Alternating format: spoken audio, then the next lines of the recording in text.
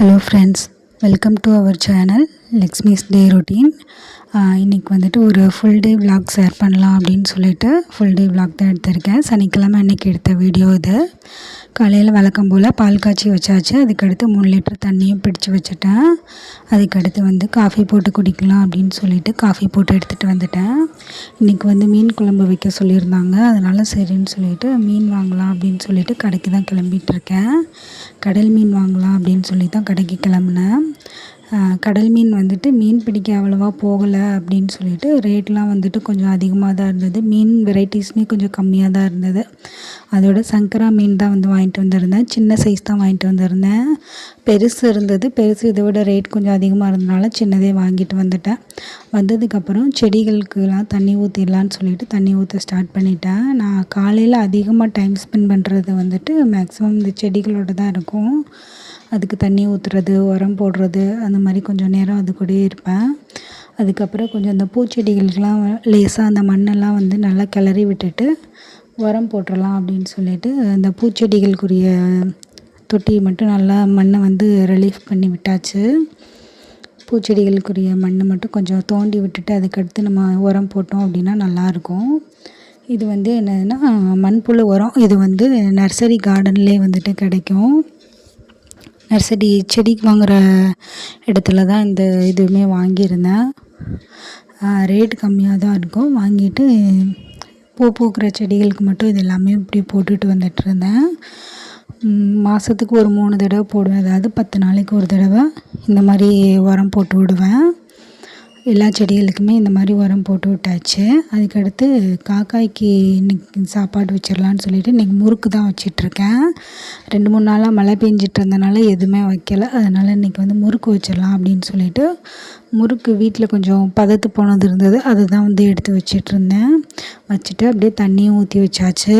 அடுத்து வந்து பிரேக்ஃபாஸ்ட் வந்து இன்றைக்கி வெஜிடபிள் ஆம்லேட் தான் பண்ண போகிறேன். அதுக்கு வந்து ஒரு 10 பீன்ஸு, கேரட்டு, உருளைக்கிழங்கு, தக்காளி, வெங்காயம், முட்டை எடுத்து வச்சுருக்கேன். வாங்க இது எப்படி செய்யலாம் அப்படின்னு சொல்லிட்டு சிம்பிளாக பார்க்கலாம். பீன்ஸ் மட்டும் கட் பண்ணி வச்சுருக்கேன். கேரட்டும் உருளைக்கிழங்கும் துருவி வச்சுருக்கேன். தக்காளி, வெங்காயம் கட் பண்ணி வச்சுருக்கேன். இப்போ இதுக்கு வந்து ஒரு 3-4 டேபிள் ஸ்பூன் அளவுக்கு எண்ணெய் சேர்த்துக்கலாம். எண்ணெயில் தான் இதை நம்ம வதக்க போகிறோம். தண்ணியெலாம் ஊற்ற போகிறதில்ல. அதுக்கடுத்து சோம்பு சேர்த்துக்கிறலாம். சேர்த்துட்டு சோம்பு நல்லா பொரியணும். பொரிஞ்சதுக்கப்புறம் பெரிய வெங்காயம் கட் பண்ணி வச்சுருக்க சேர்த்துக்கலாம். சேர்த்துட்டு வெங்காயத்தை வந்து லைட்டாக வதக்கி விட்டுக்கோங்க. வெங்காயம் வந்து ஒரு 5 நிமிஷம் வதங்கட்டும். வதங்கினதும் தக்காளி சேர்த்துக்கலாம். தக்காளி சேர்த்து நல்லா மிக்ஸ் பண்ணி விட்டுருங்க. தக்காளி வந்து ரொம்ப வதங்கணும்னு அவசியம் இல்லை.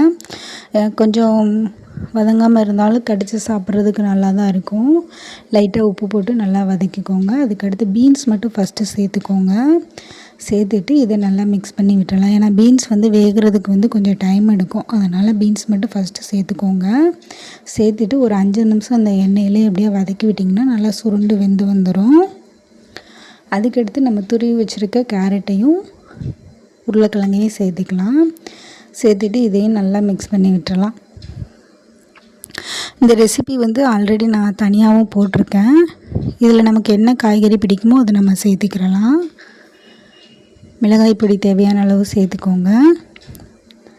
அடுத்து மிளகுத்தூள் சேர்த்துருக்கேன்.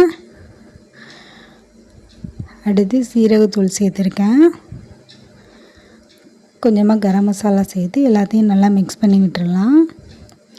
எல்லாம் நல்லா மிக்ஸ் ஆகணும். இதில் நம்ம கேபேஜு, கேப்சிகம், காலிஃப்ளவர் இந்த மாதிரி எது வேணாலும் நம்ம துருவி சேர்த்துக்கலாம். பீட்ரூட்டு எல்லாமே நம்ம துருவி சேர்த்துக்கலாம். இதை நல்லா ஆறுனதுக்கப்புறம் இதில் முட்டை சேர்த்துக்கலாம். நான் வந்து ஒரு 3 முட்டை அளவு சேர்த்துருக்கேன். அந்த இது கன்சிஸ்டன்சி எனக்கு வந்து கரெக்டாக இருந்தது. ஏன்னா இதுக்கு மேலே முட்டை சேர்த்தோம் அப்படின்னா காய்கறி வந்து கம்மியான மாதிரியும் முட்டை அதிகமான மாதிரியும் இருக்கும். இதுனா ஊற்றி எடுக்கிறதுக்கு கொஞ்சம் நல்லா இருக்கும்னு சொல்லிவிட்டு 3 முட்டை மட்டும் ஃபஸ்ட்டு சேர்த்துருந்தேன். பத்தலைன்னா மறுபடியும் சேர்த்துக்கலாம் அப்படின்னு சொல்லிவிட்டு. ஆனால் அந்த 3 முட்டையே வந்துட்டு எனக்கு கரெக்டாக வந்திருந்தது. ரொம்பவும் திக்காக இருக்கக்கூடாது, ரொம்பவும் தண்ணியாகவும் இருக்கக்கூடாது. கொஞ்சம் மீடியமாக பார்த்து எடுத்துக்கிறலாம். எடுத்துகிட்டு இப்போ வந்து தோசைக்கல்லில் வந்துட்டு எண்ணெய் சேர்த்துட்டு இப்போ நான் ஊற்றுறேன் பார்த்தீங்களா, இந்த மாதிரி இருக்கணும். முட்டை அதிகமாகிடுச்சு அப்படின்னா வெளியிலலாம் முட்டை ஓட ஆரம்பிச்சிடும். இது வந்து நமக்கு தோசை மாதிரி ஊற்றி எடுக்கிறதுக்கு கரெக்டாக இருக்கும்.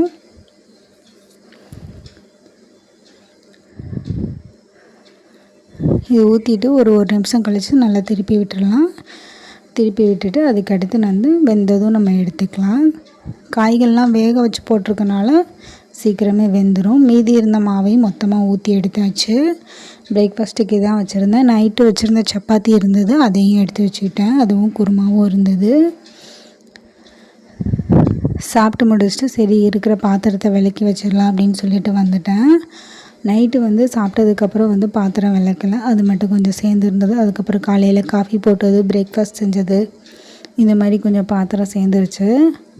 பாத்திரம் வந்து எப்போதுமே வந்து இப்போ காலையில் விளக்குறோன்னா மதியத்துக்குள்ளே மறுபடியும் சேர்ந்துருது, மதியம் விளக்குறோம் அப்படின்னா நைட்டுக்குள்ளே சேர்ந்துருது. எனக்கு மட்டும்தான் அப்படி இருக்கா இல்லை உங்களுக்கும் அப்படி இருக்கா அப்படின்னு சொல்லிட்டு கமெண்ட் பண்ணுங்கள். நான் அந்த வெஜிடபிள் ஆம்லேட் ரெசிபி வந்து ஆல்ரெடி நான் ஷேர் பண்ணியிருக்கேன். அந்த வீடியோ நீங்கள் பார்த்துருக்கீங்களா, ட்ரை பண்ணியிருக்கீங்களான்றதையும் கமெண்ட் பண்ணுங்கள். அதுக்கடுத்து இந்த தேங்காயும் எனக்கு உடைக்கவே வராது. பார்த்திங்கன்னா 2-3 தேங்காயாக உடச்சி வச்சுருக்கேன். ஒரு தேங்காயை 3 தேங்காயாக உடச்சி வச்சுருக்கேன். பாதி இதாக இருந்ததை மட்டும் நம்ம திருவி வச்சுட்டு மீதி இதை வந்து சில்லு போட்டு எடுத்து வச்சுக்கலாம் அப்படின்னு சொல்லிட்டு எடுத்து வச்சுட்டேன்.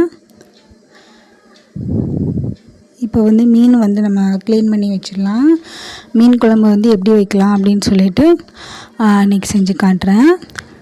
மீனில் வந்துட்டு மஞ்சள் பொடி, உப்பு போட்டு ஒரு 2-3 டைம் நல்லா வாஷ் பண்ணி எடுத்துக்கிறலாம். நல்லா வாஷ் பண்ணி எடுத்துகிட்டு வந்ததுக்கப்புறம் இதில் வந்து மிளகாய் பொடி 1 ஸ்பூன் சேர்த்துருக்கேன். அதுக்கடுத்து உப்பு சேர்த்துருக்கேன் 1 ஸ்பூன் அளவு சேர்த்துட்டு இதை வந்து நல்லா மிக்ஸ் பண்ணி வச்சிடலாம். கொஞ்சம் நேரம் ஊறட்டும்.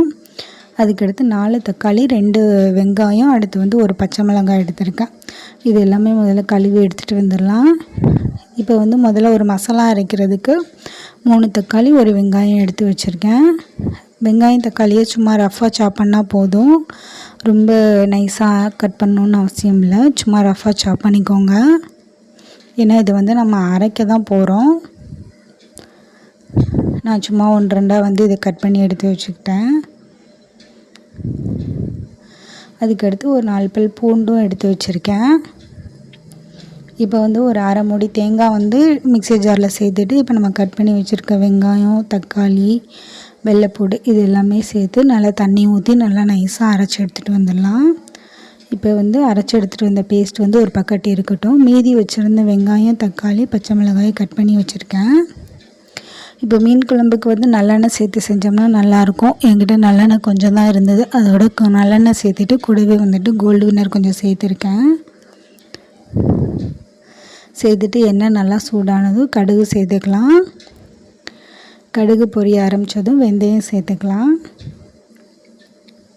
இது ரெண்டும் நல்லா பொரியட்டும். இது பொரிஞ்சதும் வெங்காயம் சேர்த்துக்கலாம். வெங்காயம் சேர்த்து நல்லா மிக்ஸ் பண்ணி விட்டுருங்க. வெங்காயம் நல்லா வதங்கி வந்ததும் இதில் வந்துட்டு காஷ்மீரி சில்லி வந்து 1 ஸ்பூன் சேர்த்துருக்கேன். இது வந்து குழம்புக்கு நல்லா கலர் கொடுக்கும் அப்படின்றனால சேர்த்துருக்கேன். அடுத்து வந்து ஒரு கொத்து கருவேப்பிலை சேர்த்துருக்கேன். சேர்த்துட்டு இது எல்லாத்தையும் நல்லா மிக்ஸ் பண்ணி விட்டுடலாம். அதுக்கடுத்து தக்காளி சேர்த்துக்கலாம். தக்காளி சேர்த்துட்டு உப்பு சேர்த்துக்கலாம். உப்பு வந்து நம்ம ஆல்ரெடி மீன்லேயும் கொஞ்சம் சேர்த்துருக்கோம், அதனால் கொஞ்சம் பார்த்துட்டு சேர்த்துக்கோங்க. அதுக்கடுத்து பத்தலைன்னா மறுபடியும் சேர்த்துக்கலாம். நல்லா மிக்ஸ் பண்ணி விட்டுட்டு தக்காளி ஒரு 2 நிமிஷம் நல்லா வேகட்டும். வெந்ததுக்கப்புறம் நம்ம அரைச்சி வச்சுருக்க மசாலாவை வந்துட்டு இது கூட சேர்த்திக்கலாம். நம்ம அரைச்சி வச்சுருக்க தக்காளி, வெங்காயம், தேங்காய் எல்லாம் அரைச்சி வச்சுருந்த மசாலாவை வந்து இது கூட சேர்த்துக்கலாம். இப்போ இது எல்லாமே நல்லா மிக்ஸ் ஆகி இது வந்து பொரிஞ்சு வரும்போது 2 டேபிள் ஸ்பூன் அளவுக்கு மீன் குழம்பு பொடி சேர்த்துருக்கேன். மீன் குழம்பு பொடி உங்கள்கிட்ட இல்லை அப்படின்னா மிளகாய் பொடி, மல்லிப்பொடி சேர்த்துக்கோங்க. கொஞ்சமாக தண்ணி ஊற்றி இதையும் நல்லா மிக்ஸ் பண்ணி விட்டுடலாம். நான் வந்து மிக்சர் ஜார் அலசின தண்ணி தான் சேர்த்துருக்கேன். சேர்த்துட்டு இதை நல்லா மிக்ஸ் பண்ணி விட்டதுக்கப்புறம் புளி பேஸ்ட் வந்து சேர்த்துக்கோங்க. நீங்கள் வந்து புளிக்கரைசல் இருந்ததுன்னா அதை சேர்த்துக்கோங்க. நான் வந்து புளி பேஸ்ட் ரெடி பண்ணி வச்சுருப்பேன், அதனால் அதை தான் சேர்த்துருக்கேன். சேர்த்துட்டு இதையும் நல்லா மிக்ஸ் பண்ணி விட்டுட்டு நல்லா நுரைச்சி வந்ததும் இதில் வந்து குழம்புக்கு தேவையான அளவு தண்ணி சேர்த்திக்கலாம். தண்ணி சேர்த்து நல்லா மிக்ஸ் பண்ணி விட்டுருங்க. ஒரு 1/4 மணி நேரம் கழித்து குழம்பு நல்லா கொதி வந்ததுக்கப்புறம் பச்சை வாடெல்லாம் தேங்காயோட பச்சை வாடெல்லாம் போனதுக்கப்புறம் மீன் போட்டுடலாம். மீன் எல்லாத்தையும் போட்டுட்டு லைட்டாக மட்டும் நான் மிக்ஸ் பண்ணி கொடுத்துக்கிறேன். ரொம்ப மிக்ஸ் பண்ணிடாதீங்க, அப்புறம் மீன்லாம் உடஞ்சிடும்.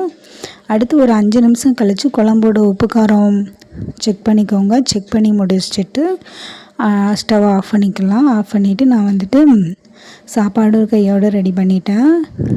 பட்ரு இருந்தது, சரி நெய் காய்ச்சலாம் அப்படின்னு சொல்லிட்டு நெய் காய்ச்சறதுக்கு தான் ரெடி பண்ணிக்கிட்டு இருக்கேன். இது வந்து கடையில் வாங்கின பட்ரு தான். ஆல்ரெடி வீட்டிலே வந்துட்டு பால்லேருந்து எப்படி பட்ரு எடுக்கிறது நெய் எடுக்கிறதுன்ற வீடியோ போட்டிருக்கேன். அதுக்கப்புறம் பட்ரு காய்ச்சி வச்சுனதுக்கப்புறம் சாப்பிட்டுட்டு கொஞ்சம் நெய் எல்லாமே நல்லா ஆறி வந்துருச்சு. அதை வந்து ஃபில்ட்ரு பண்ணி எடுத்துக்கலாம் அப்படின்னு சொல்லிட்டு ஃபில்ட்ரு பண்ணியிருக்கேன். எப்போவும் இதில் முருங்கைக்கீரை போடுவேன். இன்றைக்கி வந்து முருங்கைக்கீரை இல்லை, அதனால் ப்ளைனாக தான் வந்து இன்றைக்கி நெய் காய்ச்சி வச்சுருக்கேன். அதுக்கடுத்து ஈவினிங் தான் விலாக் எடுக்க ஸ்டார்ட் பண்ணேன். ஈவினிங் மேலே ஹார்லிக்ஸ் போட்டு குடிச்சிட்டு கொஞ்சம் பாத்திரம் இருந்தது, அதையும் வந்துட்டு கையோடு கழுவி வச்சாச்சு. நான்வெஜ்னாலே நம்ம வீட்டில் நைட்டுக்கும் சாப்பாடு தான் சேர்த்து செஞ்சுருப்பேன். அதனால் நைட்டு இன்றைக்கி வந்து சாப்பாடு வச்சு சாப்பிட்டாச்சு.